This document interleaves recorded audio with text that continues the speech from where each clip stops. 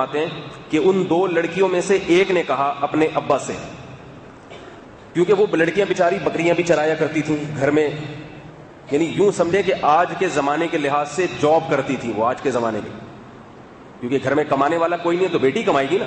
تو بیٹی نے ابا کو مشورہ دیا، یا ابت استاجرہ ان خیر من استاجرت القوی الامین، اے ابا آپ اس کو ملازمت پہ رکھ لیں، اس سے فائدہ کیا ہوگا، ہم گھر میں بیٹھیں گی اور یہ کما کے کھلائے گا. اور ملازمت پہ اس کو اس لیے ہم کہہ رہے ہیں رکھیں کہ ملازم کے اندر دو صفات ہونی چاہیے، یہ دونوں صفات اس کے اندر موجود ہیں. ایک صفت یہ ان خیر من استاجرت القوی الامین، مزدور اور ملازم طاقتور ہونا چاہیے.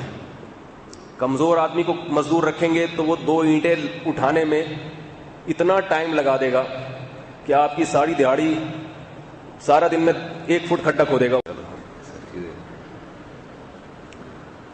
الفلاحیہ مسجد ہے بھائی، مذاق نہیں ہے. الحمدللہ نحمدہ ونصلی علی رسولہ الکریم. آج اسپیکر کچھ صحیح معلوم ہو رہا ہے، اگر تو چلو گیا کام سے. آپ نے ہٹایا؟ اچھا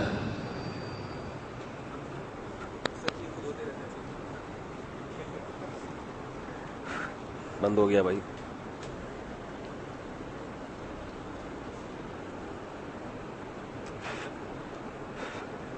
اس کی تار کدھر ہے؟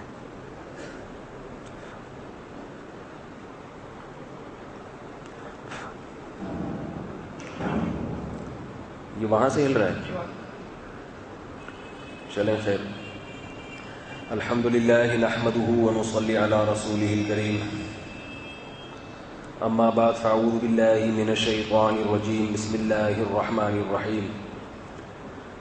کل بیان چل رہا تھا کہ سورہ واقعہ میں اللہ تعالیٰ نے فرمایا وَكُنْتُمْ أَزْوَاجًا ثَلَاثًا، ساری دنیا کے سارے انسان 3 حصوں میں تقسیم ہو جائیں گے. کوئی بندہ ہو تو آگے اس کو صحیح کرے بھائی، شور شرابہ یہ چلتا رہے گا اسپیکر میں. تو ساری دنیا کے سارے انسان کتنے حصوں میں تقسیم ہو جائیں گے؟ 3 حصوں میں. اصحاب الیمین، دائیں والے لوگ، ایسے ہی ٹھیک، میرا خیال ہے ناغا کرتے ہیں آج بیان کا.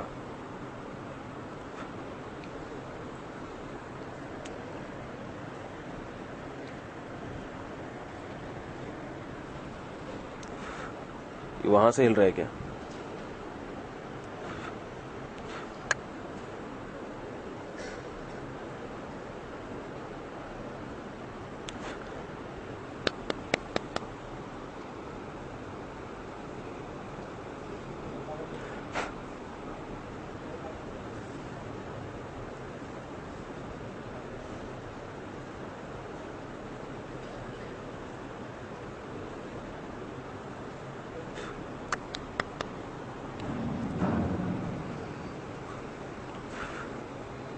آپ ایسے ہی رہیں، ان کے اوپر اینٹ لا کے رکھ دو تاکہ یہ ہلے نہیں اپنی جگہ سے.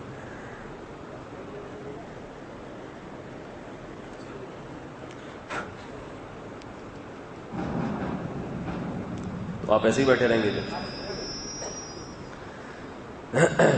تو اللہ تعالیٰ نے کیا فرمایا کہ 3 حصوں میں تقسیم کر دیا ہے. ایک تو وہ لوگ ہیں جن کی نیکیاں ان کے گناہوں پر حاوی ہوں گی. قیامت کے دن نیکیوں کو گنا نہیں جائے گا بلکہ تولا جائے گا. اور نیکی میں وزن کیسے پیدا ہوتا ہے؟ اخلاص سے. بعض دفعہ ایک نیکی ہوتی ہے مگر وزنی بہت ہوتی ہے، بعض مرتبہ ہزاروں نیکیاں ہوتی ہیں مگر ہلکی ہوتی ہیں.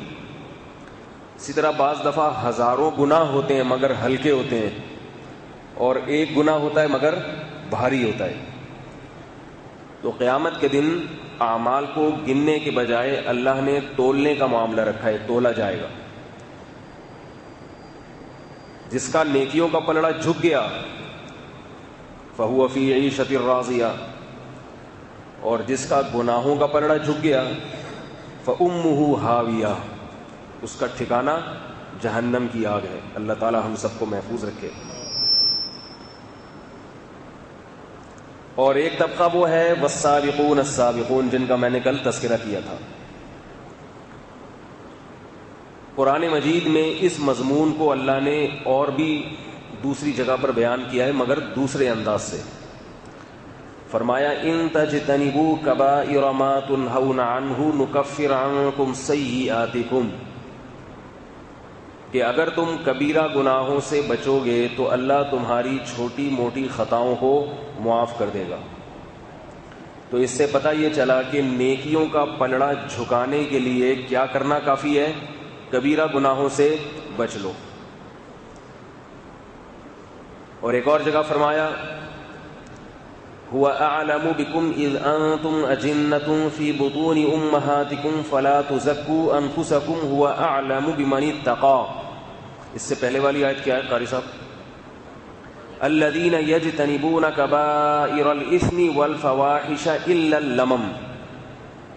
اہل جنت کی علامت بیان کی کہ یہ وہ لوگ ہیں جو کبیرہ گناہوں سے بچتے ہیں اور بیہودہ کاموں سے، فحش کاموں سے بچتے ہیں، الا اللمم، سوائے چھوٹی موٹی خطاؤں کے۔ چھوٹی موٹی تو ہر آدمی سے ہو ہی جاتی ہے۔ کبیرہ گناہوں سے اور بے حیائی کے کاموں سے اجتناب کرتے ہیں۔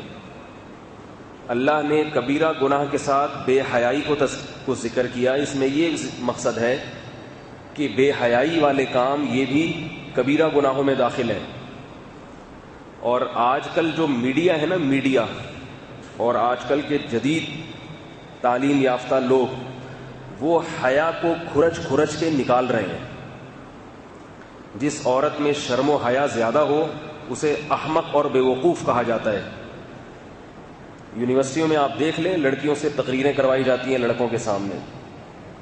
انگلش لینگویج سینٹروں میں آپ جا کے دیکھیں، لڑکیوں کو مردوں کے سامنے لا کے نوجوان لڑکیوں کو کھڑا کیا جاتا ہے کہ ان کے سامنے آنکھوں میں آنکھیں ڈال کے بات کرنے کا سلیقہ سیکھو۔ ماڈرن بنایا جا رہا ہے اور عنوان یہ دیا جاتا ہے کہ ہم اس میں کانفیڈنس پیدا کر رہے ہیں، کانفیڈنس ڈیولپ کر رہے ہیں۔ یاد رکھو، ہر برائی کے کو جو ہے نا ہمیشہ اچھے لیبل سے اور اچھے عنوان سے کام کیا جاتا ہے۔ ایک صاحب نے مجھے بتایا کہ یہ جو افغانستان میں چرس کے پودے پر پابندی لگی ہے، حالانکہ افغانستان کی سب سے بڑی تجارت کیا تھی؟ وہ چرس کا پودا، لیکن چونکہ مسلمان ملک ہے اس لیے اس پہ پابندی لگا دی کہ یہ دنیا کو نشئی بنا رہے ہیں۔ انہوں نے مجھے بتایا وہ یورپ امریکہ میں بہت رہے ہیں، انہوں نے کہا یہی چرس، یہی پودا اگر ان کے ملکوں میں اس کی پیداوار زیادہ ہوتی تو وہ اسے چرس کا نام نہ دیتے بلکہ اسے میڈیسن کا نام دے کے، کیونکہ چرس بہت ساری دوائیوں میں بھی ڈلتی ہے، اسے میڈیسن کا نام دیتے۔ بہت خوبصورت پیکنگ میں، پوری دنیا میں سب سے زیادہ ایکسپورٹ کرتے وہ لوگ اسے، پوری دنیا میں۔ نام کس کا دیتے؟ میڈیسن۔ نہیں آ رہی میرا خیال ہے بات، لیکن چونکہ مسلمان ملک کی تجارت اس سے وابستہ تھی تو اس کو ہیروئن اور چرس کا نام دیا کہ یہ نشہ پھیلا رہے ہیں۔ ہم تو اس کو بھی غلط کہتے ہیں، چرس کے پودے کو بھی، لیکن دنیا کے اصول یہ آپ کو بتا رہا ہوں کہ اپنے لیے جب کوئی کام حلال ہوتا ہے تو اس پہ کوئی اور لیبل لگا لیا جائے، دوسروں کے لیے کوئی بلاؤ یار بندہ یہ تو میری سمجھ میں نہیں آ رہا، آپ لوگوں کی کیا سمجھ میں آئے گا؟ وہ قاری صاحب کو بلا کے لائیں، تھوڑا اسپیکر کی کان مروڑیں۔ میرے سے جو بیان ہے نا، آپ نے دیکھا ہوگا کہ میں بیان باہر جا کے سنتا ہوں، اس لیے کہ یہ جو بیان میں لوگ چیختے ہیں، چیختے بہت زور زور سے، کان پھٹتے ہیں، یہ سنا نہیں جاتا میرے سے۔ ہمارے ہاں خطیب حضرات کی عادت ہوتی ہے کہ لاؤڈ اسپیکر جب منہ کے قریب کرتے ہیں تو بہت زور زور سے چیختے ہیں، تو اس سے کیا ہوتا ہے کہ کان پھٹ رہے ہوتے ہیں۔ چلو بھائی ہے تبلیغ میں ہم جب بچپن میں گئے نا پہلی مرتبہ، چھوٹا تھا، تو میں وہاں بات کے حیران ہوا کہ یہ تو بڑے آرام سے بات کرتے ہیں۔ یہ تو ایک صاحب تبلیغ میں نکلے ہوئے تھے، میں نے ان سے کہا کہ آپ تبلیغ میں کیوں نکلے؟ کہتے ہیں ہم نے ہمیشہ خطیبوں کی تقریریں سنی تھی، بہت زبردست، وہ بھی تقریریں اچھی ہوتی ہیں خطیبوں کی، برائی نہیں کر رہا۔ کہہ رہے جب ہم تبلیغ میں گئے تو ہم نے دیکھا وہ بڑے آرام سے بات کر رہے ہیں، سمجھا رہے ہیں کچھ بہت آرام سے، تو ہم حیران ہوئے کہ یہ کیسے لوگ ہیں جو آرام سے بات سمجھا رہے ہیں۔ ٹھیک ہے، تو ہر ایک کا اپنا ایک ذوق ہوتا ہے۔ بات آرام سے جیسے سمجھ میں آتی ہے نا، ایسے زور سے سمجھ میں نہیں آتی. اکثر ایک واقعہ بتاتا ہوں نا، خطیب صاحب کا میں بیان سن رہا تھا، وہ بہت زور سے تقریر کر رہے تھے کہ میرے کان پھٹنے لگے، میں نے کانوں میں انگلیاں ٹھوس لی. وہ تقریر میں کہہ رہے تھے بہت چیخ کے، حضرت علی نے فرمایا، اتنی زور سے کہا. تو میرا دل چاہ رہا تھا میں ان سے جا کے کہوں کہ حضرت علی نے اتنی زور سے فرمایا تھا؟ حضرت علی نے کیا اتنی زور سے فرمایا تھا؟ جیسے حضرت علی نے جتنے آرام سے فرمایا تھا، آپ بھی منبر پہ اسی بات کو اتنے آرام سے اگر فرما دیں کتنا اچھا ہوگا. تو کیا بات کر رہا تھا میں یار؟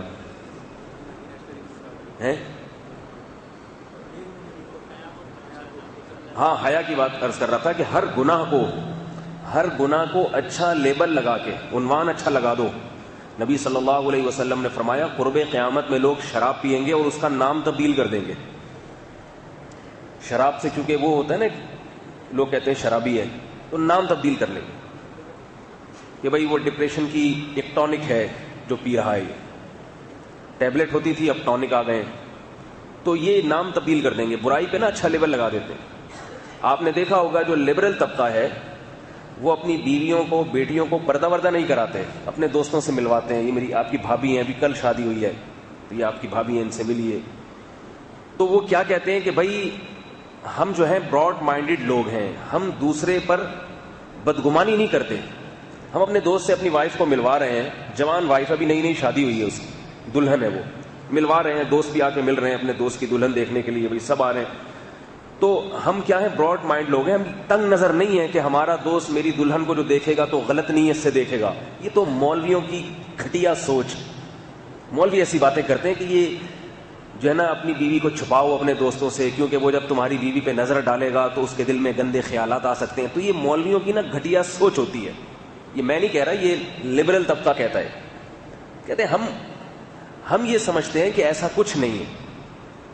وہ جب میری وائف کو دیکھے گا تو اپنی بھابھی سمجھ کے دیکھے گا.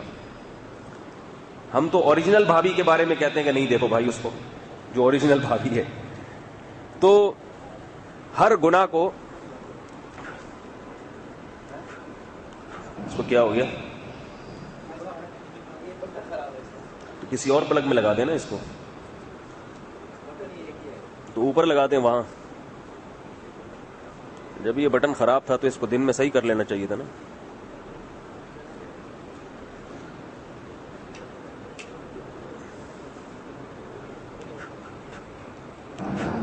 صحیح ہے. کیسے ہو گیا؟ بس کوئی مکوڑا بھی آ گیا نا بٹن پہ تو وہ دب جائے گا. خود بٹن اتنا نازک ہے کہ اس پہ اگر چیونٹی آ جائے وہ خود ہی ہل جاتا ہے. تو اب وہ کیا کہتے ہیں کہ بھائی اب دیکھو، گناہ بے پردگی گناہ ہے یا نہیں ہے؟ کسی نامحرم عورت کا، جوان لڑکی کا کسی مرد کے سامنے آنا، ضمیر بھی اس کو کبھی پسند نہیں کرتا. ضمیر ملامت کرتا ہے، یہ غلط کام ہے، غلط. اور جب دوسروں کی لڑکیوں کو دیکھ کر آپ کے دل میں برے خیالات آتے ہیں اور آ سکتے ہیں، تو اپنے دوستوں کے بارے میں یہ کیوں فرض کرتے ہو کہ ان کو برے خیال نہیں آئیں؟ سب کو سب پتا ہے کہ کیا ہو رہا ہے معاشرے میں، لیکن اللہ کا خوف، اللہ کے عذاب کا ڈر دل سے نکل گیا ہے، اور صرف اچھے لیبل لگائے جاتے ہیں کہ ہم براڈ مائنڈ لوگ ہیں، کچھ نہیں ہوتا، کوئی بات نہیں، اگر اس نے نظر ڈال لی کچھ بھی نہیں ہوتا. تو یہی معاملہ آگے بڑھتے بڑھتے یہاں تک پہنچتا ہے کہ پھر کچھ ہو بھی جائے تو کہتے ہیں کہ کیا ہو گیا. یعنی کچھ اگر ہو بھی جائے نا تو بھی کچھ نہیں ہوتا. بھائی اگر اس کا ناجائز تعلق ہو گیا تو کوئی بات نہیں، اللہ غفور رحیم ہے، سوری کر لینا، سوری کر لیں گے. تو وہی حال ہو جائے گا جو انگریزوں کا ہوا ہے. انہوں نے اپنا کلچر تو تباہ کیا تھا نا، وہ اسی بیس پر کہ یہ کیا ہے کہ پادری لوگ کہتے تھے کہ پردہ کراؤ پردہ، تو یہ کیا پادریوں نے ٹانگ اڑانا شروع کر دی ہمارے معاملات میں. کچھ نہیں، ایسی خام خمیں جو ہے نا، جتنا چھپاؤ گے اتنا تجسس بڑھے گا. اوپن ہونی چاہیے ہر چیز. ہوتے ہوتے اتنا گندا معاشرہ ہو گیا ان کا، اور وہ اس گندگی کو گندا سمجھتے ہی نہیں ہیں.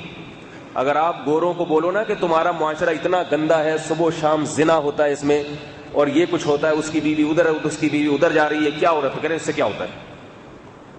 نہیں آ رہی میرا خیال ہے بات. تو وہ جواب میں کیا کہتے ہیں کہ اس میں کیا خرابی ہے کہ میری بیوی اگر اس سے دوستی ہو گئی اور اس کی بیوی کی میرے سے دوستی ہو گئی، فلانی والے کی اس کے ساتھ بھاگ گئی. بلکہ وہ بھاگتی نہیں ہے، بھاگتا تو وہ ہے نا جو یہ سمجھ رہا ہو کہ میں غلط کام کر رہا ہوں. وہ انڈرسٹینڈنگ سے جو بھی ہوتا ہے ہو جاتا ہے. تو وہ اس کو ان کے ہاں ختم ہو گیا سب. تو وہ اتنی بڑی گندگی کو گندگی نہیں سمجھ رہے, اتنی بڑی گندگی کو. لوط علیہ الصلوۃ والسلام کو اللہ نے قوم کی طرف بھیجا کہ لڑکوں سے بدکاری مت کیا کرو, کتنی بڑی برائی ہے. جبکہ قوم کیا کہہ رہی ہے, اتنے عادی ہو چکے تھے, وہ مانتی تھی کہ یہ برائی ہے, اتنے برے نہیں تھے وہ, بلکہ وہ لوط علیہ السلام سے کہنے لگے ہم تو ہیں برے, آپ نے اگر اچھا بن کے رہنا ہے تو آپ ہمارا علاقہ چھوڑ دیں, آپ ہمارا علاقہ چھوڑ دیں. لیکن آج دنیا جب یہ برائی کر رہی ہے تو اس برائی کو اچھا لیبل لگا کے عشق اور محبت کے نام سے یہ برائی ہو رہی ہے. تو اس لیے میرے بھائی یہ جو میڈیا کی آواز ہے, میڈیا کی دعوت ہے, یہ تمہیں جہنم کی آگ کی طرف لے کر جائے گی, جہنم کی آگ کی طرف. اچھائی صرف وہ ہے جس کو اللہ نے اچھا کہا ہو, اور برائی وہ ہے جس کو اللہ نے برا کہا ہو. سمجھ میں نہیں آ رہی میرا خیال ہے بات. لڑکیوں سے دوستیاں لگانا, دل بہلانا, اس کو آپ محبت کا نام دیں, اس کو آپ پاکیزگی کا نام دیں, کچھ بھی نام دے دیں, یہ اچھا کام نہیں ہے. گھنٹوں گھنٹوں فون پہ لگے رہتے ہیں اور گھنٹوں گھنٹوں ان کی آوازوں سے دل بہلاتے ہیں, اور جناب وہ نام یہ دیا جا رہا ہے کہ دوستی ہے, فرینڈشپ ہے. اپنی بہن سے کیوں نہیں ہے ایسی فرینڈشپ آپ کی, اپنے باپ سے کیوں نہیں ہے, اپنی ماں سے اتنی محبت کیوں نہیں ہے, بیوی سے کیوں نہیں ہے. تو یہ ہر اچھے لیبل کو نا, ہر برے کام کو اچھے لیبل سے کیا جاتا ہے. تو شراب پہ اچھا لیبل لگا لیا جائے گا, چرس کو لوگ جو ہے وہ میڈیسن کا نام دینا شروع کر دیں گے. ہیروئن کو بھی ایک میڈیسن ہے بھائی, ٹینشن فری کرنے کے لیے تھوڑا سا پی لیتے ہیں تو کیا ہو جاتا ہے, اس میں تھوڑا سا غم ہے, پریشانی ہے, اگر تھوڑا سا کسی پائپ کے نیچے بیٹھ کے منہ میں پائپ لے لیا تو کیا جا رہا ہے اس میں. ہیروئن چیک جو ہے نا, ہیروئن چیک, ایک ہیروئن چیک گانا گا رہا تھا, میں پائپ کے منہ میں ہوں, میرے منہ میں پائپ ہے, ٹھیک ہے, پائپ منہ میں ڈالا ہوا ہے اس میں ہیروئن ہے, اور پائپ کے اندر بیٹھتے ہیں نا یہ برساتی نالے, تو کہہ رہے واہ کیا زندگی ہے میری, میں پائپ کے منہ میں اور پائپ میرے منہ میں. تو ایسی انٹرٹینمنٹ کسی کو دنیا میں ملے گی, تو اس کو وہ اچھا لیبل لگا کے پیش کرتے ہیں. تو یہ سب گندگیاں ہیں, اتنا براڈ مائنڈڈ بننے کی ضرورت نہیں ہے. عورت حیا جو ہے نا, حیا یہ عورت کی زینت ہے. پہلے زمانے میں حیا کی بنیاد پہ رشتے ہوتے تھے, حیا کی بنیاد. جو تیز زبان ہیں, چیخنے چلانے والی, ان کی شادیاں نہیں ہوتی تھیں. جاب کرنا لڑکی کا ایک عیب سمجھا جاتا تھا کہ بھائی مجھے ہوم میکر چاہیے, گھریلو لڑکی چاہیے, اور عورت کا گھر داری کو سنبھالنا اور یہ صلاحیت ہونا یہ اس کی خوبی ہے. الٹی سوچ بنتی چلی جا رہی ہے. ایک صاحب میرے پاس آئے کہ اپنے بیٹے کے لیے میں بیوی تلاش کر رہا ہوں, یعنی اپنی بہو, مجھے ڈاکٹر چاہیے. بار بار مجھے کہہ رہے ہیں مجھے ڈاکٹر چاہیے, ڈاکٹر چاہیے. میرے پاس ایسے جیسے میرے پاس کوئی جو ہے نا وہ یہاں پر کوئی دکان کھولی ہوئی ہو میں نے, اور اس میں ڈاکٹر الگ کیے ہوئے ہیں, چھانٹ کے ڈاکٹر خواتین اور انجینئر الگ کی ہوئی ہیں, اس میں سے نکال کے دے رہا ہوں, یہ بھائی آپ کو ڈاکٹر چاہیے, یہ والی لے جائے. تو میں نے ایک دن ان سے آ کے کہا, میں نے کہا آپ کو کیا چاہیے, اپنے بیٹے کے لیے بیوی چاہیے نا. کہہ رہے ہاں. میں نے کہا یہ ڈاکٹر کی پخ کیوں لگائی ہوئی آپ نے. کہنے لگے ڈاکٹر تعلیم یافتہ ہو, میرا بیٹا انجینئر ہے تو ایک ڈاکٹر آئے گی, انجینئر بھی ڈاکٹر بھی, یعنی ہر قسم کی ایجوکیشن. میں نے کہا دیکھو میرے بھائی, آپ نے کیا کلینک کھلوانی ہے, اس سے علاج کروانا ہے. آپ کو اگر علاج کے لیے ضرورت ہے ڈاکٹر کی تو بہت ڈاکٹر ہیں ملک میں اچھے اچھے, میں آپ کو نام بتا دیتا ہوں, ہمارے جاننے والے بھی ہیں بعض, آپ ان سے علاج کرائیں. اگر آپ کو اس کے لیے بہو نہیں چاہیے, علاج کے لیے بہو کا ڈاکٹر ہونا ضروری نہیں ہے, محلے میں ڈاکٹر کا ہونا ضروری ہے. میں نے کہا وہ محلے میں 2-3 محلے والوں کا نام بتا دیے میں نے, آپ ادھر چلے. یا آپ کے بیٹے کو اپنا علاج کرانا ہے تو اس کے لیے بھی محلے میں ڈاکٹر موجود ہے. تو یہ ڈاکٹر کی پخ کیوں لگا رہے ہیں آپ. بہو گھر میں لانے کا مقصد کیا ہوتا ہے؟ سب سے پہلا مقصد میرے بیٹے کو ایک گھر مل جائے, ٹک جائے گھر کے اندر, ورنہ وہ رات 2 بجے تک گٹر کے ڈھکن پہ بیٹھا رہے گا, کبھی ڈبو کھیل رہا ہے, کبھی اسنوکر. تو بچہ جو ہے نا قابو میں آ جاتا ہے جب اس کی شادی ہو جاتی ہے. اب وہ یہ نہیں کہے گا ادھر ادھر فلم دیکھ کے آ رہا ہے سینما گھر سے رات 2 بجے, اور وہ بیوقوف بنا رہے کہ میں مدنی مسجد گیا ہوا تھا. عورت کو, بیوی کو بیوقوف بنانا آسان نہیں ہے. ابا کو تو لوگ بیوقوف بنا دیتے ہیں, ابا سمجھتے ہیں چلو بھائی پوری رات غائب تھا, شب جمعہ میں وقت لگا کر آیا. ابا کو نہیں پتا چلتا, لیکن بیوی کو چہرے کے نور سے پتا چل جاتا ہے کہ اس کے چہرے پر پھٹکار جو ہے یہ بتا رہی ہے کہ یہ شب جمعہ سے نہیں ہو کے آ رہا. جیسے ایک شرابی تھا نا, گھر میں آیا تو بیوی اس کی خبر رکھتی تھی کہ یہ کہیں پیتا پلاتا تو نہیں ہے. وہ روزانہ آ کے جھوٹ بولتا کہ نہیں پی، آج بالکل بھی نہیں پی ہے، پکڑا جاتا تھا. تو ایک دن آیا پی کے، دروازہ بچایا. بیوی نے غصے سے کہا کمبخت اتنی دیر سے آ رہے ہو، شرم نہیں آتی؟ اس نے وہی مدنی مسجد کا یا کہیں کا بہانہ بنا دیا، فیضان مدینہ گیا ہوا تھا. ٹھیک ہے. اب جب گھر آ کے بیٹھا ہے تو لیپ ٹاپ کھول کے بیٹھ گیا کہ بیگم مجھے لیپ ٹاپ پہ بہت ضروری کام ہے آفس کا. بیوی نے کہا میں کہہ رہی تھی کہ پی کے آیا ہے. کہہ رہے اللہ کی قسم نہیں پی. کہہ رہے پھر یہ بریف کیس کھول کے کیوں بیٹھا ہوا ہے؟ پھر یہ بریف کیس کھول کے کیوں بیٹھا ہوا ہے؟ پی کے آیا ہے تو لیپ ٹاپ کی جگہ کیا کھول کے بیٹھ گیا؟ Brief case. یہ شرابی لوگ بھی عجیب ہوتے ہیں. ایک اور چھوٹا سا چٹکلا سنا دوں. فائر بریگیڈ کے عملے میں نا ایک شرابی بھی تھا. کہیں آگ لگی تو یہ صاحب پی کے آئے ہوئے تھے. یہ شراب بڑی عجیب چیز ہے. اب اس نے کیا کیا کہ سارے عملے کو روک دیا کہ میں اکیلا جاؤں گا عمارت میں اور جتنے زخمی ہیں آگ سے جلے ہوئے سب کو نکال کے لاؤں گا. لوگ منع کر رہے ہیں بھائی اتنا فنٹر بننے کی کوشش نہ کرو. لیکن یہ اندر گیا اور اٹھا کے باہر پھینک رہا ہے بندوں کو، کھڑکی سے نا باہر پھینک رہا ہے. لوگ چیخ رہے ہیں بھائی نہیں پھینکو نہیں پھینکو. کہہ رہا نہیں پھینکوں گا. کسی نے بتایا کہ جتنے فائر بریگیڈ کے لوگ تھے نا وہ سارے تو نے اٹھا کے باہر پھینک دیے. جو آگ بجھانے کے لیے گئے ہوئے تھے وہ سارے اٹھا کے باہر پھینک دیے تھے. تو میں یہ عرض کر رہا تھا کہ حیا اور شرم، ہاں گھر میں بہو کیوں لائی جاتی ہے؟ ایک تو یہ کہ اب یہ جو آپ کا بیٹا ہے نا یہ کنٹرول میں آ جائے گا، یہ ادھر ادھر بیٹھنا چھوڑ دے گا، شریف شرفا بن جائے گا، گھر میں ٹائم دے گا. دوسرا آپ کو اللہ تعالیٰ نسل دیں گے اس سے. تیسرا گھر کے کام کاج کے لیے، خدمت کے لیے، بوڑھوں کے لیے ایک آپ کو گھر میں فرد مل جائے گا. یہ بنیادی چیزیں ہوتی ہیں. ڈاکٹر کا کام جو ہے نا وہ اور بھی کسی سے لیا جا سکتا ہے. ٹھیک ہے کسی کو ڈاکٹر مل جائے اچھی بات ہے، لیکن اس میں یہ اپنے بیٹے کی شادی میں 4-5 سال تاخیر کر دینا کہ ڈاکٹر ہی چاہیے. ڈاکٹر بیوقوفوں والی باتیں، حماقت، عقل ماری گئی ہے. ہمارے حضرت مفتی رشید احمد صاحب رحمہ اللہ تعالیٰ ایک بات فرمایا کرتے تھے کہ انسان جب گناہ کرتا ہے تو اس گناہ کا سب سے پہلا وبال اس کی عقل پہ پڑتا ہے. گناہگار آدمی کبھی بھی عقل کی بات نہیں کرے گا، ہمیشہ بات بھی الٹی کرے گا، کام بھی الٹے کرے گا، اور الٹے کام کر کے سمجھے گا اپنے آپ کو بہت عقل مند، سمجھے گا مجھ سے بڑا عقل مند دنیا میں کوئی ہے ہی نہیں. کسی عقل مند سے پوچھے ہو تو وہ بتائے گا کہ یہ کتنا بڑا بیوقوف ہے ایک نمبر کا. اس کے کام بتا رہے ہوں گے کہ یہ پاگل آدمی، یہ جو کام ڈاکٹر سے لینے کا ہے یہ بہو سے لے رہا ہے وہ کام. اس کے لیے شرط لگائی ہوئی ہے کہ ایسی ہونی چاہیے بہو. تو یہ ساری بیوقوفوں والی باتیں. تو میں یہ عرض کر رہا تھا کہ حیا جو ہے نا، حیا یہ عورت کا بہت بڑا زیور ہے. میں ایک چھوٹی سی آیت بتا کے آگے چلتا ہوں پھر اپنے موضوع مضمون کی طرف. دیکھو حضرت موسیٰ علیہ الصلاۃ والسلام جب مدین گئے ہیں، فرعون وہاں قتل ہو گیا تھا نا حضرت موسیٰ علیہ السلام سے، تو ہجرت کر کے چلے گئے مدین. قرآن مجید نے اس واقعے کو تفصیل سے بیان کیا. جب مدین گئے ہیں تو وہاں کنویں پر رش نظر آیا.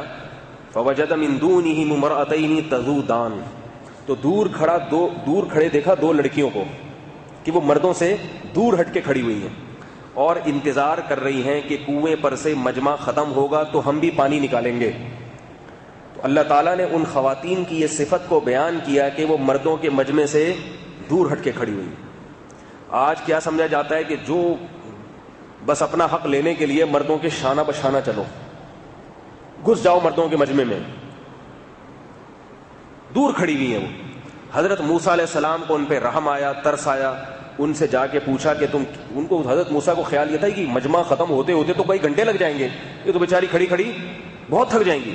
حضرت موسیٰ علیہ السلام نے ان سے جا کے پوچھا کہ بھئی کیا مسئلہ ہے تمہارے ساتھ؟ تو انہوں نے بتایا کہ بھئی ہم جب تک یہ مرد یہاں سے ہٹ نہیں جاتے اپنے گھر کے لیے پانی نہیں لیں گے. دوسری بات یہ بتائی کہ ہمارے گھر میں کوئی مرد نہیں ہے جو کنویں سے پانی لینے کے لیے آئے. کیا مطلب؟ آپ یہ نہ سمجھیں کہ ہم لوگ بے حیا لوگ ہیں، ہمارے مرد گھر میں پڑے ہوتے ہیں اور عورتیں گھر کے باہر جا کے کنویں سے پانی لا رہی ہوتی ہیں. نہیں آ رہی میرا خیال ہے بات. حالانکہ یہ بات حضرت موسیٰ نے پوچھی نہیں تھی، لیکن ان خواتین کو خیال ہوا کہ یہ اتنا نیک شریف نوجوان ہے، کہیں یہ ہمارے بارے میں بدگمان نہ ہو جائے کہ یہ کیسی بے حیا خاندان ہے معاذ اللہ کہ ان کے ہاں مرد گھر میں پڑے ہوتے ہیں اور عورتیں جا جا کے کنویں سے پانی بھر رہی ہوتی ہیں. بعض گاؤں دیہاتوں میں یہ معمول ہے، میں نے خود دیکھا ہے. مرد صبح سے لے کے شام تک گھر میں پڑا رہے گا، عورتیں کھیتی باڑی بھی کرتی ہیں. کھیتی باڑی بھی عورتیں کر رہی ہیں, گوبر لیپنا بھی عورتوں کا کام ہے, روٹیاں پکانا بھی عورتوں کا کام ہے, اور یہ ہڈ حرام بیٹھ کے بس کھائے گا. میں نے دیکھا ہے ایسے کو, دیندار لوگوں میں دیکھا ہے, یہ بیٹھ کے پیڑے کھائے گا بیٹھ کے, وہ سارے کام وہ کر رہی. گائے سے دودھ نکالنا, بھینس سے دودھ نکالنا, اس سے لسی بنانا, اس سے مکھن بنانا, اور وہ فصل کاٹنا, یہ سارے کام عورتوں کے ذمہ لگائے ہوئے. یہ بے شرمی کی بات ہے. تو وہ دو بچیاں کیا کہہ رہی ہیں لڑکیاں, وہ یہ کہہ رہی ہیں کہ ہمارے ابونا شیخ کبیر, اور ہمارے ابا بوڑھے آدمی ہیں, وہ بیچارے گھر سے باہر آ نہیں سکتے اس کام کے لیے. کتنی حیا تھی ان عورتوں میں. حضرت موسیٰ علیہ السلام کو ان پہ ترس آیا اور جا کے ڈول سے پانی لا کے ان کو دے دیا. یہ خدمت ہے. اس کے بعد حضرت موسیٰ علیہ السلام کے دل میں ایک خیال آیا, کیونکہ مسافر ہے نا, کھانے کو روٹی نہیں ہے, پاؤں میں چپل نہیں ہے, ایک عجیب حال ہے. تو خدمت تو اللہ کے لیے کی, لیکن ایک دل میں خیال آیا کہ جب یہ گھر جا کے اپنے والد کو بتائیں گی تو شاید ان کے والد مجھے بلا لیں اور میرے لیے کوئی کھانے پینے کا انتظام ہو جائے. اور کوئی جاب وغیرہ کا, جب انسان کسی دوسرے ملک میں جاتا ہے تو ایک جوان آدمی کی سب سے پہلے خواہش کیا ہوتی ہے, یہاں مجھے کوئی جاب مل جائے. ہوتی ہے کہ نہیں ہوتی, بھائی کوئی جاب مل جائے یہاں پہ. اب حضرت موسیٰ کے دل میں خیال آیا, کیا کام اللہ کے لیے, لیکن ایک دل دنیا میں ایک خیال آیا, تو اب اللہ سے دعا مانگی. ان لڑکیوں سے نہیں کہا کہ میں نے جو یہ ڈول نکال کے دیا ہے نا, تو جا کے ابا کو بتانا کہ ایسا آدمی تھا, اس نے میری یہ خدمت کی ہے, پیسے مانگ رہے ہیں, ٹھیک ہے. یہ نہیں, بلکہ اب اللہ سے دعا مانگ رہے ہیں کہ اے اللہ, میں نے مخلوق کے سامنے ہاتھ نہیں پھیلایا, لیکن تو میری مجبوریاں سمجھتا ہے. اگر تو نے میرے لیے کسی خیر کا ارادہ کیا ہوا ہے اس واقعے کے بعد, تو میں تیری خیر کا محتاج ہوں, میں تیرے سے مستغنی نہیں ہوں, کیونکہ اللہ سے تو کوئی مستغنی نہیں. تو اگر میرے ساتھ بھلائی کا ارادہ کر رہا ہے تو مجھے قبول ہے یہ بھلائی, اور میں اس کا محتاج ہوں. ربی انی لما انزلت الی من خیر فقیر. اب اللہ نے دعا قبول کر لی. حضرت موسیٰ نے دعا مانگی, اللہ میں نے تو تجھے راضی کرنے کے لیے کیا ہے, لیکن اگر اس میں میرا کوئی دنیاوی مفاد بھی نکل سکتا ہے تو نکال دے, ٹھیک ہے. حضرت موسیٰ کا تو صرف اتنا خیال تھا کہ ایک وقت کے دال پانی کا انتظام ہو جائے گا, کوئی رات, آج کم از کم رات گزارنے کے لیے شاید کوئی جگہ مل جائے یا کھانے کا انتظام ہو جائے, کل پھر دیکھیں گے, صبح اٹھ کے ملازمت تلاش کریں گے. لیکن اللہ نے دعا ایسی قبول کی کہ سارے کام ہو گئے, گھر بھی مل گیا, شادی کا انتظام بھی ہو گیا, جاب بھی مل گئی. کیسے؟ قرآن کے الفاظ وہی ہیں, فجاءتہ احداہما تمشی علی استحیاء. فرمایا ان دونوں بچیوں میں سے ایک لڑکی آئی شرم و حیا کے ساتھ چلتی ہوئی. دیکھو اس کا حیا کے ساتھ چلنا اللہ کو اتنا پسند آیا کہ اللہ نے قرآن میں اس کی حیا کا تذکرہ کیا ہے. خواتین کو شریعت نے حکم دیا ہے کہ جب راستے پر چلیں تو دیوار سے لگ کے چلیں, کنارے کنارے پر چلیں, روڈ کے بیچ میں نہ چلیں. یہ انگریز ہے جو کہتا ہے کہ جو ہے نا عورت بھی بیچ میں چلے گی, مرد بھی بیچ میں چلے گا, کوئی فرق نہیں ہے. ایسا نہیں ہے, فرق ہے. حیا عورت کی زینت ہے. اگر یہ اتنی اچھی بات نہ ہوتی تو اللہ صرف اتنا ذکر کر دیتے کہ ان میں سے ایک چلتی ہوئی آئی. کیسے چلی, اس سے کوئی ضرور. الاستحیاء, حیا کے ساتھ, شرم کے ساتھ. اس کو بھی شرم آ رہی تھی, کنارے کنارے پردے کے ساتھ, کیونکہ گھر میں کوئی مرد نہیں ہے جو آ کے حضرت موسیٰ علیہ السلام سے بات کرے گا. تو آ کے حضرت موسیٰ علیہ السلام سے کہنے لگی, ان ابی یدعوک لیجزیک اجر ما سقیت لنا. میرے والد آپ کو بلا رہے ہیں, آپ نے ہماری جو خدمت کی ہے, میرے والد اس خدمت کی آپ کو اجرت دینا چاہتے ہیں. بڑے اس واقعے میں, چھوٹے سے واقعے میں بہت اسباق ہیں, خدا کی قسم اگر کوئی سمجھ جائے. غیرت مند خاندان تھا, بڑا غیرت مند, بیٹیاں حیا والی, بیٹیاں حیا والی.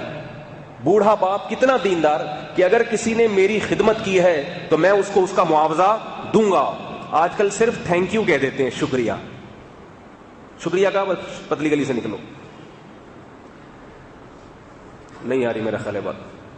آپ کو کسی سے محبت ہے یا نہیں, یہ خالی پیلی کے شکریوں سے نہیں پتہ چلتا. کسی کی خدمت کو خدمت مانتے ہو, یہ خالی پیلی کے شکریوں سے پتہ نہیں چلتا. اس کے لیے قربانی کتنی دیتے ہو. حضرت موسیٰ نے یہ نہیں کہا تھا ان لڑکیوں سے کہ اگر 50 روپے دیتے ہو تو میں ڈول نکال کے دیتا ہوں. وہ تو فری میں خدمت کی اللہ کی خاطر. لیکن ان بوڑھے باپ نے, یہ جو ان کو کہا جاتا ہے کہ وہ شعیب علیہ السلام تھے, مگر کسی حدیث سے یہ ثابت نہیں ہے ان کا شعیب علیہ السلام ہونا. یہ کوئی دلیل کہیں بھی کچھ نہیں, ایک بزرگ تھے بس وہ. تو حضرت موسیٰ علیہ الصلوۃ والسلام نے فری میں خدمت کی ہے, سمجھ رہے ہیں نا بات کو. لیکن غیرت مند آدمی کیا سوچتا ہے کہ جب یہ میرے لیے غیرت کا مظاہرہ کر رہا ہے, فری میں کر رہا ہے, تو مجھے بھی تو کچھ اس کا بدلہ دینا چاہیے کہ نہیں دینا چاہیے. یہ اپنے لحاظ سے فری میں کر رہا ہے اور یہ مجھ پر احسان کر رہا ہے تو میں بھی اس پر احسان کروں گا. آج تو پیسے لے کے بھی کر رہا ہوں نا تو پورے پیسے نہیں دیتے اس کو. مزدوروں کو کتنا ٹرخاتے ہیں ان کی دہاڑی دینے میں, کل آ جانا, پرسوں آ جانا, آج کھلے نہیں ہے, آج یہ نہیں ہے اور آج وہ نہیں ہے, معاہدے کر کے بھی اس کو ٹرخاتے رہتے ہیں. تو اور ایک اور سبق کیا ملتا ہے کہ ایسے غیرت مند خاندان کے لیے اللہ کیسا بہترین انتظام کر رہا ہے. ٹھیک ہے نا. اگر ان باپ میں اتنی غیرت نہ ہوتی, بیٹیوں میں اتنی حیا نہ ہوتی, تو موسیٰ کلیم اللہ جیسا فرد, موسیٰ کلیم اللہ جیسا پیغمبر اس خاندان کے داماد نہ بنتے. سمجھ میں آ رہی ہے کہ نہیں آ رہی؟ اس سے پتہ چلتا ہے کہ جس خاندان میں غیرت اور حیا ہوتی ہے انہیں داماد بھی عام طور پر اچھے مل جاتے ہیں, اور اللہ ان کے لیے کہاں سے غیب سے انتظام کرتا ہے. موسیٰ علیہ السلام فرعون کی مملکت میں رہتے تھے, کہاں سے اللہ نے چلا کے کہاں رشتہ کرا دیا. اور اس وقت ان لڑکیوں کے باپ کو معلوم نہیں تھا کہ میں جس کا انتخاب کر رہا ہوں اپنی بیٹی کے لیے وہ کتنا عظیم شخص ہے. اس وقت حضرت موسیٰ کو نبوت تھوڑی ملی تھی. بہت مشکل ہے آپ لوگوں کو بات سمجھانا میرے بھائی. اونٹ کو تو لوگوں نے رکشے میں بٹھا دیا. تو حضرت موسیٰ علیہ السلام گئے ہیں, کس نیت سے گئے ہیں؟ چلو تھوڑے سے پیسے مل جائیں گے. اور یہ بھی پتہ چلا کہ خام خواہ کا استغنا بھی اچھا نہیں ہے. بعض لوگ زیادہ ہی غیرت مند بنے ہوتے ہیں کہ مجھے اگر اس کے پیسے دینے کے لیے بلا رہے ہیں تو جاؤ بولو ہم کوئی پیسے ویسے نہیں لیتے. سمجھ رہے ہیں نا, خام خواہ کا استغنا. ہم کسی کے غلام تھوڑی ہیں. او بھائی تم مسافر ہو, تمہارے پاس کھانے کو روٹی نہیں ہے, ضرورت, اب اللہ نے غیب سے انتظام کر لیا تو ہدیہ مل رہا ہے تو لے لو جا کے. بعض لوگ نا شو مارنے کے لیے کوئی ہدیہ لا کے لے, نہیں ہمیں کیا غلام سمجھا ہوا ہے, اندر اندر سے نہیں چاہ رہا ہے کہ اللہ کرے زبردستی جیب میں ڈال دے. اندر اندر سے یہ حالت ہوتی ہے. علماء نے لکھا ہے کہ اگر آپ کے دل میں لالچ ہے تو کسی کا ہدیہ وصول نہ کرو. اگر آپ کے دل میں یہ لالچ ہے نا کہ یہ مجھے جیب سے پیسے نکال کے دے گا, اللہ کرے بسم اللہ یا اللہ دے دے دے دے, تو نہیں لو. اور اگر دل میں لالچ نہیں ہے, پھر اگر کوئی ہدیہ دے رہا ہے تو اس کو ٹھکراؤ نہیں, کیونکہ یہ کیا ہے, اللہ کی طرف سے دین ہے. اللہ نے پھر خام خام کا استغنا, یہ استغنا نہیں بلکہ تکبر بن جائے گا, تکبر. تو انبیاء کی عادت یہ تھی, انہیں جب کوئی ہدیہ دیتا تھا ان کی نظر نہیں ہوتی تھی, لیکن اگر دیتا تھا تو وہ قبول کر لیا کرتے تھے. تو اب یہاں سبق کیا ملتا ہے؟ حضرت موسیٰ نے یہ نہیں کہا کہ ان سے بولو نہیں مجھے نہیں چاہیے, مجھے تو اللہ کھلائے گا. مجھے تو کون کھلائے گا؟ اللہ کھلائے گا. تو ان کو پتا تھا یہ اللہ ہی کھلانے کا انتظام کر رہا ہے, اللہ ہی انتظام کر رہا ہے, ضرورت بھی ہے, انتظام بھی اللہ کی طرف سے ہو رہا ہے. چلو بھائی جا کے تھوڑے سے کچھ پیسے ویسے کا انتظام ہو جائے گا, کھانا پانی دال پانی کچھ تھوڑی سی تو سکون ملے گا نا. ہم نے تو اس نیت سے خدمت نہیں کی تھی, مگر جب اللہ انتظام کر رہا ہے تو چلو ٹھیک ہے. اب حضرت موسیٰ علیہ السلام ان کے ساتھ چلے گئے تو انہوں نے, جو بزرگ تھے انہوں نے حضرت موسیٰ سے پوری کارگزاری پوچھی کہ تم کہاں ہو, کیسے آئے ہو, یہاں کیسے, تم تو وہاں فرعون کے ملک میں رہتے تھے, یہاں کیسے. اس سے یہ بھی پتا چلا کہ جب کوئی مسافر ضرورت مند ہو تو اس سے اس کے حالات پوچھ کر اس کی پوری مدد کرنی چاہیے. تو موسیٰ علیہ السلام نے اپنا پورا واقعہ بیان کر دیا کہ بھئی یہ میرے ساتھ پرابلم ہے, یہ مسئلہ ہے. تو اللہ قرآن میں فرماتے ہیں کہ ان 2 لڑکیوں میں سے ایک نے کہا اپنے ابا سے, کیونکہ وہ لڑکیاں بیچاری بکریاں بھی چرایا کرتی تھیں گھر میں, یعنی یوں سمجھے کہ آج کے زمانے کے لحاظ سے جاب کرتی تھی وہ, آج کے زمانے میں, کیونکہ گھر میں کمانے والا کوئی نہیں تو بیٹی کمائے گی نا. تو بیٹی نے ابا کو مشورہ دیا, یا ابت استاجرہ ان خیر من استاجرت القوی الامین, اے ابا آپ اس کو ملازمت پہ رکھ لیں, اس سے فائدہ کیا ہوگا, ہم گھر میں بیٹھیں گی اور یہ کما کے کھلائے گا. اور ملازمت پہ اس کو اس لیے ہم کہہ رہے ہیں رکھیں کہ ملازم کے اندر 2 صفات ہونی چاہیے. یہ دونوں صفات اس کے اندر موجود ہیں. ایک صفت یہ ان خیر من استاجرت القوی الامین, مزدور اور ملازم طاقتور ہونا چاہیے. کمزور آدمی کو مزدور رکھیں گے تو وہ 2 اینٹیں اٹھانے میں اتنا ٹائم لگا دے گا کہ آپ کی ساری دہاڑی سارا دن میں 1 فٹ کھڈا کھودے گا وہ. تو ہمیشہ ملازمت کا کام کس سے لیا جاتا ہے؟ طاقتور, صحت مند ہونا چاہیے. یہ بڑا طاقتور نوجوان ہے. علماء نے لکھا ہے انہوں نے حضرت موسیٰ کی طاقت کا اندازہ کیسے لگا لیا تھا ان لڑکیوں نے. اندازہ ایسے لگایا کہ وہ جو بڑے بڑے ڈول تھے نا جو کنویں میں وہ لوگ کھینچ رہے تھے, آپ لوگوں کو آواز صاف آ رہی ہے, وہ جو ڈول تھے نا کھینچ رہے تھے کنویں میں, تو وہ زور لگا لگا کے نا لوگ ایسے جیسے ای نکلتے نا, چی چی آوازیں نکل رہی ہیں. حضرت موسیٰ علیہ السلام جب گئے ہیں, انہوں نے ڈول ایسے پھینکا اور ایسے ایک ہاتھ سے نکال لیا. ٹھیک ہے, پبلک دیکھ رہی ہے بھائی یہ اتنا طاقتور, ظاہر طاقتور تھے تبھی تو ایک تھپڑ لگایا تھا اس کے فرعون کے قوم کے, وہ بندہ کلٹی ہو گیا. حالانکہ حضرت موسیٰ کا اسے قتل کرنے کا ارادہ نہیں تھا, قتل کرنے کا ارادہ, ویسی لڑائی چھڑوانے کے لیے ایک تھپڑ لگایا, وہ مر گیا. تو ان لڑکیوں نے حضرت موسیٰ کی جسمانی طاقت کا اندازہ لگا لیا کہ ایسے انہوں نے یوں کر کے پانی کا ڈول کھینچا ہے. تو اپنے باپ سے کہنے لگی کہ ملازم ایسا ہونا چاہیے جو طاقتور ہے, یہ بہت طاقتور نوجوان ہے, لہذا یہ ملازمت کے قابل ہے, اس کو ملازم رکھیں. نمبر 2, ملازم میں دوسری صفت کیا ہونی چاہیے؟ امین, امانت دار ہو. امانت دار کے مطلب کام دیانت داری سے کرے. لوگ کہتے ہیں بھائی ملازم آج کل دیانت دار ملتے نہیں ہیں. کیشیئر آپ کسی کو دکان پہ لا کے رکھ لیں, آدھے پیسے وہ خود کھا جاتا ہے. ایک صاحب کہتے ہیں کہ میں نے بکرے اور گایوں کے بھوسے اور دانے کی دکان کھولی, اس پہ میں نے ملازم رکھا کہ بھائی اس میں تو کیا دیانت داری کی ضرورت ہے, یہ کہاں لے کے جائے گا یہ بکرے کا دانا. کہہ رہے وہ میں دیکھ رہا تھا کہ آدھی آدھی بوریاں غائب ہو جاتی تھیں, کہاں چوری کر رہا ہے پتہ چلا خود کھاتا تھا بیٹھ کے. باجرہ رکھا ہوا ہے مرغیوں کا, بیٹھے بیٹھے کھا رہا ہے. ٹھیک ہے, اور جناب ادھر وہ رکھا ہوا ہے, اور کوئی چنا وانا رکھا ہوا ہے, وہ تو وہ اتنے اب روزانہ تھوڑا تھوڑا کھاتا رہے گا صبح سے لے کے رات تک, اور پورے مہینے میں تو کہتے ہیں 1/3 تو یہ کھا جاتا تھا. تو نیک ملازم, دیندار, امانت دار ملازم ملنا بڑا مشکل ہے. تو بچیوں نے کیا کہا کہ یہ امانت دار ہے, امانت دار. علماء کہتے ہیں اتنی تھوڑی دیر میں بچیوں نے اندازہ کیسے لگا لیا؟ کسی کے بارے میں یہ اندازہ لگانا کہ یہ امانت دار ہے, خیانت نہیں کرے گا, کام پابندی سے کرے گا, ڈنڈی نہیں مارے گا کام میں, اس کے لیے تو طویل عرصہ چاہیے نا. تو بچیوں نے تو کیسے اندازہ لگا لیا اتنے 2 منٹ کے اندر کہ یہ بندہ 2 نمبر نہیں ہے, 1 نمبر آدمی ہے یہ. علماء نے لکھا ہے کہ حضرت موسیٰ علیہ السلام کی نظر کی حفاظت نہیں آ رہی میرا خیال ہے بات. حضرت موسیٰ علیہ السلام کی جو نظر کی حفاظت ہے نا, کہ لڑکیوں کے پاس آئے, کام سے کام, کیا خدمت کرنی ہے, بس پانی لا کے رکھا. آج اگر کوئی کسی خاتون کی خدمت کرے گا تو خدمت کم ہوگی, سیٹنگ زیادہ ہوگی. سیٹنگ جو ہے نا, چکر بازی, انٹی آپ بتائیں کیا چاہیے آپ وہ کہے گی بیٹا, یہ بیٹا تو نہیں کہے گی خیر, وہ کہے گی بھائی جان یہ جا کے ڈول نکال کے لے آئے. کہے گا آپ کہیں تو آسمان کے تارے بھی توڑ کے لے آؤں آپ کے لیے, آپ صرف ڈول کی بات کرتی ہیں. آپ کہیں تو میں کنویں میں چھلانگ لگا دوں, اور بھی جتنے ڈول ہیں نا گھر میں وہ بھی لے آئیں, اور آج سے یہ میں ہی کیا کروں گا ڈول, لیکن ڈول دینے آپ آئیں گی, یہ شرط ہے میری. ایسا نہ ہو آپ کے ابا آ جائیں ڈول دینے کے لیے.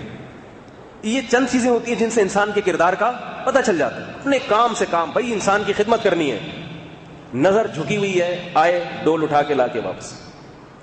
اور مفسرین نے لکھا ہے کہ اس سے بھی انہوں نے اندازہ لگایا کہ جب انہوں نے اپنے والد سے ملاقات کے لیے وہ بچیاں حضرت موسیٰ علیہ السلام کو, ایک لڑکی آئی تھی نا وہ لے کر گئی ہے, تو حضرت موسیٰ علیہ السلام نے اسے کہا میں آگے آگے چل رہا ہوں, آپ مجھے پیچھے سے راستہ بتائیں. حضرت موسیٰ نے اس کا اہتمام کیا, ایسا نہ ہو یہ مجھ سے آگے ہوں اور میں اس سے پیچھے ہوں. یہ حیا والی بچیاں ہیں, یہ اس بات کو پسند نہیں کریں گی کہ میری نظر بار بار ان کے جسم پہ پڑے, بار بار ان کے جسم پہ نظر. یہ حیا والی عورتیں ہیں. تو یہ 2-3 چیزوں سے انہوں نے اندازہ لگا لیا بندے کا کریکٹر. بولو بھائی صحیح ہے, کریکٹر اچھا ہے ساتھ, تو اس سے اچھا ملازم کہاں ملے گا. تو جو یہاں اللہ سے خیانت نہیں کر رہا, جس کی آنکھیں یہاں خیانت نہیں کر رہی, اس کی آنکھیں بکریاں چرانے میں بھی خیانت نہیں کریں گی, اس کے ہاتھ بکریاں چرانے میں بھی خیانت نہیں کریں گے. بیٹیوں کا تو یہ کام تھا, لیکن باپ کی ذمہ داری کیا ہوتی ہے سب سے بڑی؟ وہ جوان بیٹیوں کے لیے اس کی سب سے بڑی ذمہ داری ہوتی ہے کہ اس کا گھر بس جائے, اسے ملازمت کی پرواہ نہیں ہوتی. یہ ایک اور سبق ملا اس واقعے میں. آج بڑے بے شرم اور بے غیرت باپ ہیں, خدا کی قسم میرے پاس فون آتا ہے میرے خون کھولتا ہے. بے غیرت باپ ہے, بیٹیاں 30-30, 35-35 سال کی ہو گئی, ان کے رشتے بھی آتے ہیں, مگر ان کی شادی اس لیے نہیں کرتے کہ ہمارے خدمت کرنے والی یہ بیٹی ہے اور کمانے والی یہ بیٹی ہے, اگر ہم اس کی شادی کر دیں گے تو یہ پیسے کون کھلائے گا ہمیں اور ہماری خدمت کون کرے گا. نہیں آ رہی میرا خیال ہے بات سمجھ. ایسے بے شرم بھائی بھی ہیں اور ایسے بے شرم باپ بھی ہیں. چھوڑو اپنی خدمت کو. باپ کی سب سے پہلی ذمہ داری ہے بیٹی کے جوان ہونے کے بعد سب سے پہلے اس کا گھر بسانے کی فکر کرے، وہ اللہ پہ اعتماد کرے، بیٹی مجھے چھوڑ دو اللہ کے حوالے، اللہ کر لے گا میرے لیے کوئی انتظام۔ داماد خدمت کر لے، بعض داماد اچھے مل جاتے ہیں جو خدمت کر دیتے ہیں اپنے سسر کی۔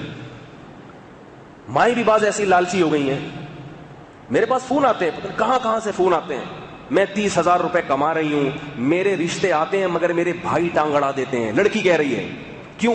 اس لیے کہ وہ سارے بیٹھ کے میری کمائی کھا رہے ہیں، ان کو ڈر ہے کہ 40-50 ہزار روپے کما رہی ہے، 30,000 کما رہی ہے، یہ تو سارا ہمارے بہنوئی کا منہ میں جائے گا سارا پیسہ، شادیاں نہیں کرنے دے رہے اس کو۔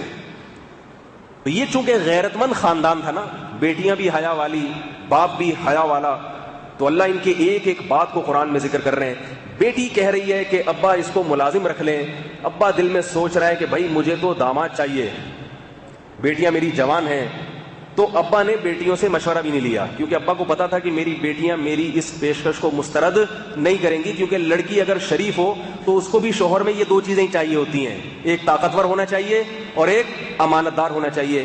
پیسہ کی اتنی، دولت کی اتنی اہمیت نہیں ہے، آج لڑکی کیا کرتی ہے، صرف پیسہ چاہیے، چاہے شکل کا مکھنچو ہو۔ حقیقت بتا رہا ہوں آپ کو میں، پیسے کے آگے نہ شکل دیکھی جاتی ہے نہ کردار دیکھا جاتا ہے۔ ہمارے جاننے والوں میں ایک شادی ہوئی، میں تو نہیں جاتا شادیوں میں، ہمارے ایک دوست نے بتایا، کہہ رہے میں گیا ہوں شادی میں تو بہت خوبصورت دلہن اور عمر بھی کم، آج کل تو پردہ وردہ نہیں ہے نا، سب بیٹھے ہوئے ہوتے ہیں، کہہ رہے اس کے ساتھ ایک وہ اس قسم کا دولہا بیٹھا ہوا، جیسے کل میں نے سعودی عرب کا ایک قصہ بتایا نا کہ جلا ہوا بھی اور پکا ہوا بھی، جلا ہوا بھی اور پکا ہوا بھی اور عمر بھی زیادہ۔ کہہ رہے میں نے کہا یہ اس کے والد ہیں، دادا ہیں، چاچا ہیں، کہہ رہے ہیں یہ اس کے ہونے والے ہسبینڈ ہیں۔ میں نے کہا کیا کر رہے ہو، یہ اتنی بیچاری نو عمر خوبصورت لڑکی کس کے حوالے کر رہے ہیں؟ کہہ رہے پیسہ ہے بھائی، پتہ نہیں کتنی ملوں کا مالک ہے، پیسہ دیکھ کے بس اس کے حوالے کر دی، پیسہ پیسہ ہر چیز، ذاتی گھر نہ ہو تو رشتہ ہی نہیں دیتے۔ آج ایک بندے کا فون آیا، کہہ رہے 2 سال منگنی چلی ہے لیکن میرا چونکہ ذاتی گھر نہیں ہے، لڑکی کے باپ نے منگنی توڑ دی، ذاتی گھر نہیں، تو وہ کرائے کے گھر میں کیا نہیں رہ سکتا کیا؟ ذاتی گھر سے بھی تو جنازہ اٹھے گا بھائی، فضول فضول چیزیں دیکھ رہے ہیں۔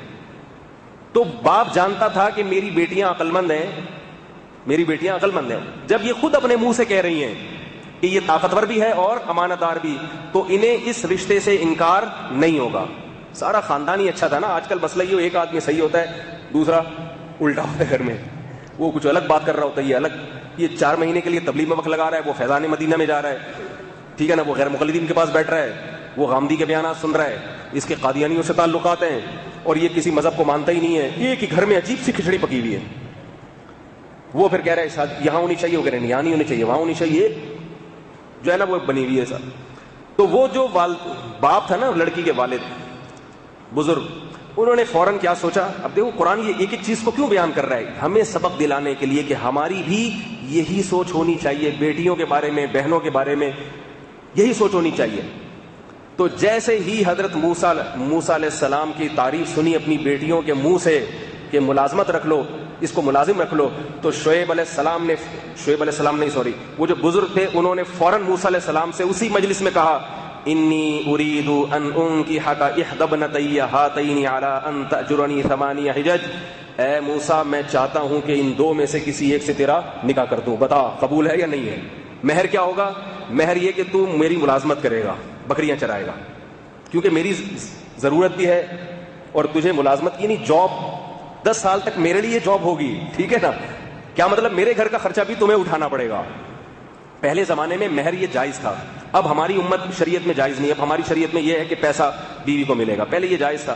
تو شادی تمہاری ہو جائے گی ان 2 میں سے ایک سے، مجھے داماد مل جائے گا اور تمہیں کیا فائدہ ہوگا، تمہیں ملازمت مل جائے گی، لیکن اس ملازمت سے میرے گھر کا بھی خرچہ بھی چلے گا۔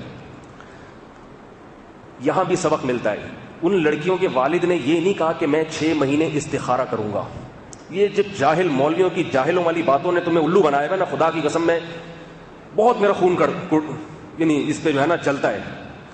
استخارے نکال کے رشتے مسترد کیے جاتے ہیں، ہم نے استخارہ نکالیں گے بھی، بھائی لڑکا پسند آ رہا ہے استخارے کرنے کی ضرورت نہیں ہے، لڑکی پسند آ رہی ہے استخارے کو پھینکو ایک طرف، کچھ بھی نہیں ہے، یہ جہالت کی باتیں ہیں ساری۔ میں سنت استخارے کی بات نہیں کر رہا، یہ جو آج کل کے استخارے ہو رہے ہیں جاہلوں والے، ان کی بات کر رہا ہوں۔ سنت استخارہ یہ نہیں ہے، اول تو یہ استخارے کا موقع ہی نہیں ہے، اچھا رشتہ مل گیا تو ہاں کرو، وہاں شریعت نے استخارے کا حکم ہی نہیں دیا ہے۔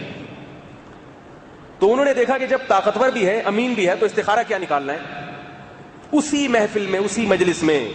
اور یہ بھی پتا چلا کہ لڑکے کے خاندان کو نہیں دیکھا انہوں نے, ان کو پتا تھا کہ لڑکا اتنا اسٹرانگ ہے کہ یہ خود رکھ پالے گا میری بیٹی کو, لہذا اس کے خاندان کی زیادہ تحقیق کی ضرورت نہیں ہے, کیونکہ لڑکی کا اصل نگران کون ہوتا ہے؟ شوہر ہوتا ہے. آج پورا پوسٹ مارٹم کرتے ہیں اس کا.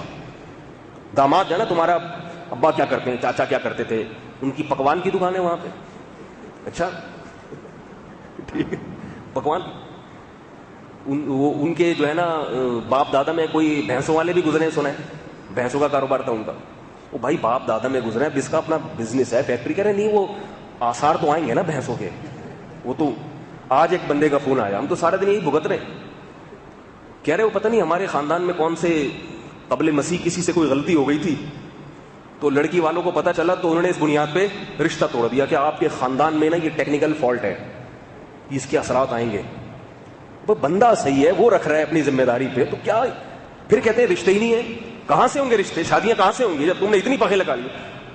بندہ صحیح ہے, اعتماد والا ہے, کانفیڈنس والا ہے, ٹھیک ہے بھائی قبول ہے, یہ خود ہی بھگتے گا اپنے خاندان کو. اور بندے میں اگر دم نہیں ہے, بندہ ہی اگر دم والا نہیں ہے نا, امی سے پوچھوں گا ہر بات میں. ایک صاحب تھے ہمارے جاننے والے, مجھے بار بار کہتے تھے میرے پیچھے پڑے, یار میری شادی کرا دو, یار میری شادی کرا دو. میں کراتا نہیں ہوں, لیکن بہت بے تکلفی تھی تو میں نے ان کو 1-2 رشتے بتا دیے. میں نے کہا ان رشتوں کے بارے میں کیا کہہ رہے, امی سے پوچھ کے بتاؤں گا. ایک دفعہ تو ہو گیا, پھر میں نے ایک رشتہ بتایا, میں نے کہا یہ کیسا ہے, کہہ رہے امی سے پوچھوں گا. میں نے کہا شادی آپ کر رہے ہو, آپ کی امی کر رہی ہے. اللہ کے بندے, تجھے بھی تو اللہ نے آدمی بنایا ہے, ٹھیک ہے ماں کا بہت بڑا احترام ہے, مگر بیوی کو پالنا آپ کی ماں کی ذمہ داری نہیں ہے, آپ کی ذمہ داری ہے. اب مائیں تو کوشش کریں گی کہ ساری نہیں, جو یہاں بیان سن رہی ہیں ان کے علاوہ کی بات کر رہا ہوں, وہ تو کوشش کرتی ہیں کہ پہلی رات میں ہی طلاق ہو جائے, بہو میں خیب نکالنا شروع کر دیتی ہیں. تو آپ میں دم ہے بیوی کو رکھنے کا تو رکھو, نہیں تو یہ بات بچوں کی طرح امی سے پوچھ کے بتاؤں گا, امی سے پوچھ کے بتاؤں گا. چھوٹا بچہ ہے کیا, ماں کا جو احترام ہے وہ کرتے نہیں ہیں. اور جو اللہ نے مرد کو ایک قوت فیصلہ عطا کی ہے کہ بھائی وہ کوئی جو ہے نا اس میں ایک فیصلے کی طاقت ہونی چاہیے صحیح غلط کی, وہ سارا کس پہ ڈالا ہوا ہے, امی پہ ڈالا ہوا ہے. تو بعد میں بھی ایسے ہی کرے گا. میں نے کہا میں نہیں کرا رہا آپ کی شادی, وہ پھنسے گی جو بھی آئے گی نا, ذرا سا کوئی فالٹ کوئی مسئلہ ہوا تو وہ بھی سارا امی پہ ڈال دو گے, خود تو کوئی آپ میں ہے ہی نہیں فیصلے کی طاقت. تو وہ جو بزرگ تھے انہوں نے موسیٰ علیہ السلام میں جب 2 صفات دیکھی کہ طاقتور بھی ہے اور دیندار بھی ہے, خائن نہیں ہے, کیریکٹر کا معاذ اللہ خراب نہیں ہے, تو فوراً کیا کہا اسی وقت, بغیر کسی استخارے کے, بغیر کسی مشورے کے, فوراً کہہ دیا میں ان دونوں میں سے ایک کی آپ سے شادی کرنا چاہتا ہوں. کیا خیال ہے, پیشکش قبول ہے؟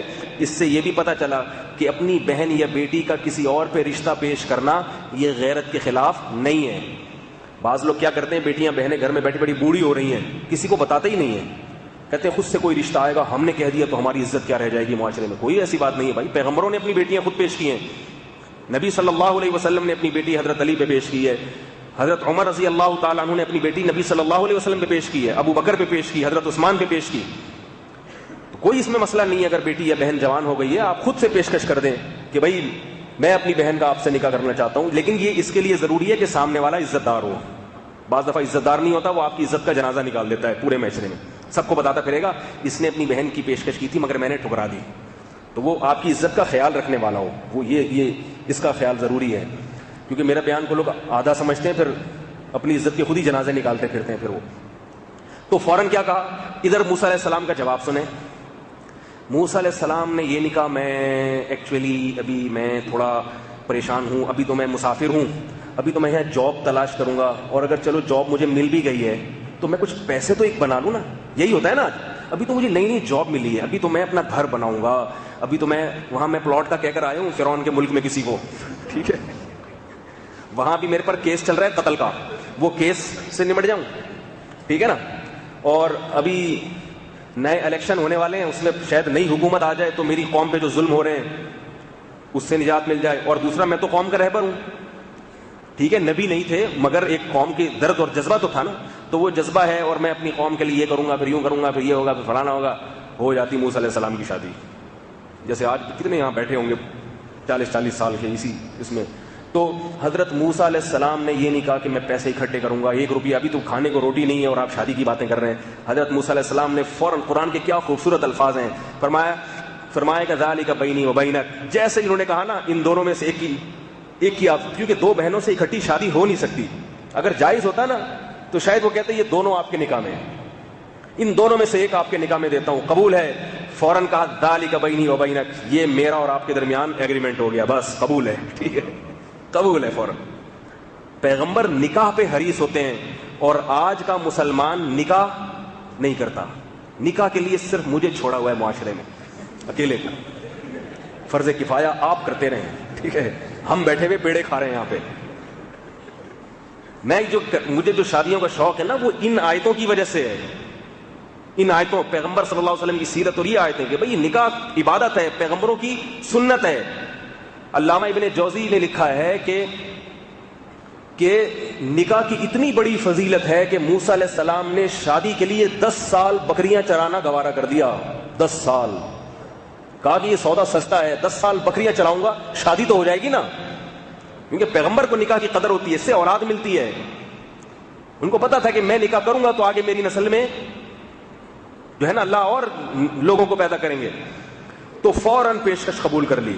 کتنے خوش قسمت تھے حضرت موسیٰ، اور خدا کی قسم اس وقت ان والد کو اندازہ نہیں تھا کہ میری سلیکشن کتنی زبردست ہے، ان کو تھوڑی پتا تھا یہ وہ موسیٰ ہے، یہ وہ بنی اسرائیل کا پیغمبر ہے، جو واحد دنیا میں پیغمبر حضرت موسیٰ علیہ السلام ہیں جن سے اللہ ہمیشہ براہ راست ہم کلام ہوا ہے۔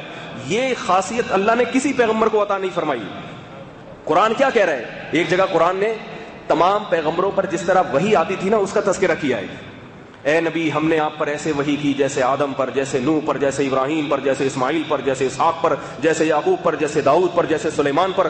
جب حضرت موسیٰ کا تذکرہ آیا ایسا اللہ کو جوش آیا، فرمایا وَقَرَّبْنَاهُ نَجِيًّا، موسیٰ کو ہم نے اپنے قریب لا کے اس کے کان میں سرگوشیاں کی ہیں، جیسے ایک محبوب سے باتیں کرتا ہے نا، موسیٰ اور میرے درمیان جبریل واسطہ نہیں بنے۔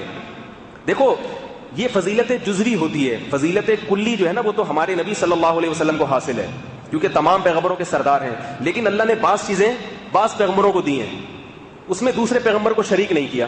جیسے آدم علیہ السلام کو ایک فضیلت ہے کہ تمام پیغمبروں کے والد ہیں، باپ ہیں، یعنی ہمارے نبی کے بھی والد ہیں، تو والد ہونے کے لحاظ سے ان کا مقام ہمارے نبی سے زیادہ ہے، والد ہونے کے رسالت میں ہمارے نبی کا مقام، لیکن باپ ہونے میں آدم علیہ السلام کا مقام زیادہ ہے، باپ ہے۔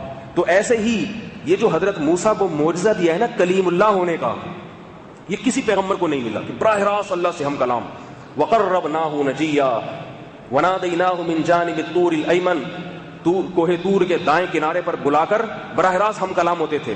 تبھی تو حضرت موسیٰ نے اللہ سے دیدار کی خواہش ظاہر کی تھی کہ انہوں نے سوچا کہ جس ذات کا کلام میں اتنا حسن ہے اس کے دیدار میں کتنا لطف اور کتنا مزہ ہوگا۔ کسی اور پیغمبر نے اللہ سے یہ کبھی نہیں کہا کہ اللہ تو اپنا جلوہ دکھا دے، حضرت موسیٰ نے کہا، اس کی حکمت علماء نے یہ بیان کی ہے۔ تو ان بزرگ کو معلوم نہیں تھا کہ میں جس بندے کو اپنی بیٹی دے رہا ہوں وہ صرف نیک شریف انسان نہیں ہے، وہ وقت کا بہت بڑا پیغمبر، اور اتنے بڑے پیغمبر کے قرآن مجید میں سب سے زیادہ جس پیغمبر کا نام استعمال ہوا ہے وہ حضرت موسیٰ علیہ السلام۔ ہر صورت میں موسیٰ موسیٰ، سورہ طٰہٰ اگر آپ اٹھا کے پڑھیں ہر آیت کے بعد موسیٰ کا لفظ آ رہا ہے، حالانکہ جب ایک دفعہ کسی کا نام لیا جاتا ہے تو دوبارہ اس کا نام نہیں لیا جاتا، اس کے لیے پروناؤن استعمال ہوتا ہے۔ بہت مشکل ہے بات سمجھانا آپ لوگوں کو، جب کسی کا نام، آپ مثال کے طور پر کوئی واقعہ، بس یہ بات کر کے میں بیان ختم کرتا ہوں، کوئی واقعہ بیان کر رہے ہیں کہ میرے پاس ستار بھائی آئے، ستار بھائی بیٹھے، ستار بھائی نے مجھ سے پانی منگوایا، ستار بھائی کو میں نے پانی پلایا، ستار بھائی نے کہا مجھے جانا ہے، دیر ہو رہی ہے، میں نے ستار بھائی سے کہا نہیں آپ کو نہیں جانا، آپ کو دیر نہیں ہو رہی۔ تو اب آپ کہیں گے نا بھائی کیا ستار لگا کے رکھا ہوا ہے؟ فصیح کلام کیا ہوتا ہے؟ بلیغ کلام۔ بھائی میرے پاس ستار بھائی آئے، وہ بیٹھے، وہ کیا ہے؟ پروناؤن، وہ بیٹھے، پھر میں نے ان سے کہا، پھر انہوں نے مجھ سے کہا، کیا خیال ہے؟ میں نے ان سے کہا آپ کو دیر ہو رہی ہے، انہوں نے مجھ سے کہا نہیں مجھے دیر نہیں ہو رہی۔ ویسے الٹا کہہ دیا میں نے، میزبان مہمان کو کہتا ہے کہ آپ کو دیر نہیں ہو رہی، وہ کہتا ہے مجھے دیر ہو رہی ہے، مجھے جانا ہے۔ آج کل ہر چیز الٹی چل رہی ہے تو چلو یہ بھی الٹا کر دیتے ہیں، کوئی مسئلہ نہیں ہے۔ تو پروناؤن استعمال ہوتا ہے، ضمیریں، لیکن حضرت موسیٰ کے بارے میں نا قرآن کی عادت ہے ناؤن استعمال کرتا ہے، پروناؤن نہیں استعمال کرتا قرآن۔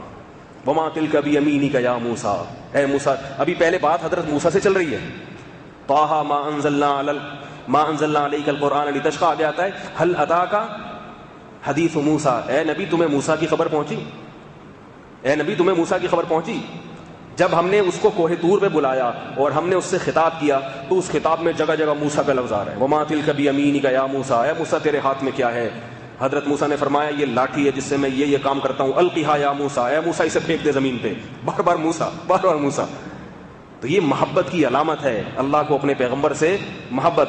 اسی لیے علماء نے لکھا ہے کہ تمام پیغمبروں میں سب سے پہلا مقام حضرت محمد صلی اللہ علیہ وسلم کا، اس کے بعد حضرت ابراہیم کا، تیسرے نمبر پہ سب سے جلیل القدر پیغمبر کون سے ہیں؟ حضرت موسیٰ علیہ الصلوۃ والسلام. اس پر اہل سنت والجماعت کا اجماع ہے. تیسرے نمبر پہ سب سے افضل ترین پیغمبر کون سے ہیں؟ حضرت موسیٰ علیہ الصلوۃ والسلام. بہت زیادہ تذکرہ ہے ان کا. تو ان والد کو معلوم نہیں تھا کہ میری سلیکشن اتنی بہترین ہے، اتنی. اگر ان کو پتا ہوتا نا وہ کہتے 10 سال بکریاں بھی نہ چرائیں آپ، ٹھیک ہے.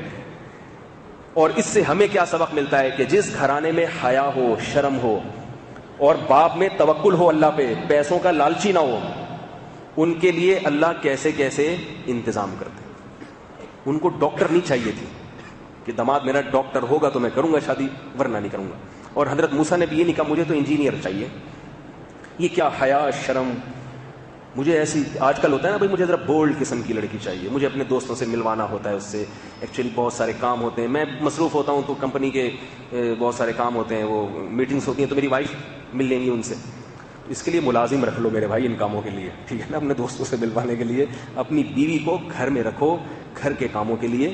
تعلیم کے ہم مخالف نہیں ہیں، لڑکی کا ڈاکٹر انجینئر بننے پر ہمیں نفرت نہیں ہے، وہ بن جائے کوئی حرج نہیں ہے اس میں، ٹھیک ہے. لیکن عورت کی جو بنیادی صفت کیا ہے؟